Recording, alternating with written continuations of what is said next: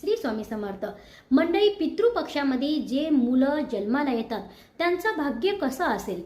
पितृपक्षामध्ये 15 दिवस हा जो पितृपक्षाचा काळ आहे तर हा फक्त पितरांची सेवा करण्यासाठी, पितरांना त्रिपिंड दान करण्यासाठी, महालय श्राद्ध करण्यासाठी, आपल्या पूर्वजांचा आत्म्याला शांती मिळावी, त्यांच्या आत्म्याला कोणत्याही प्रकारच्या यातना असतील तर ते दूर होण्यासाठी हा 15 दिवसाचा काळ असतो.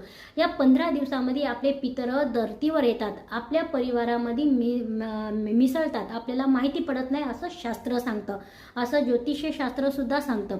मग या 15 दिवसामध्ये असं काही ना काही ठिकाणी या 15 दिवसामध्ये एक पण मुलं एवढ्या याच्यामध्ये जन्माला येत नाही असं होऊ शकत नाही. या 15 दिवसामध्ये 100% मुलं आणि मुली जन्माला येतातच. आता मुलं आणि मुली जन्माला येतात त्यांचं भाग्य कसे असणार? ज्या घरामध्ये पितृपक्षामध्ये एखादं मुलं, आता हे पितृपक्ष आहे तर आपल्या पूर्वजांच्या तिथीप्रमाणे श्राद्ध त्या घरामध्ये होतं आणि तिथीप्रमाणे श्राद्ध होतं म्हणून 15 दिवस कोणत्याही प्रकारचं शुभ कार्य करणं टाळतात. या 15 दिवसामध्ये कोणत्याही प्रकारचं शुभ कार्य, मोठं कार्य, तीर्थयात्रा टाळतात. पण मूल जन्माला आलेलं असेल तर त्याला पितरांचा आशीर्वाद प्राप्त असतो.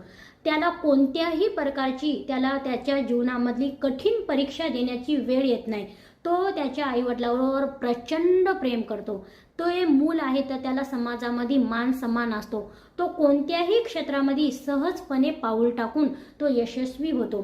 त्या मुलाच्या पाठीशी कोणता आशीर्वाद असतो आणि काय असतो आणि त्या मुलाचं भाग्य काय असतं ह्या सविस्तर माहितीसाठी खाली दिलेल्या लिंकवर क्लिक करा. श्री स्वामी समर्थ.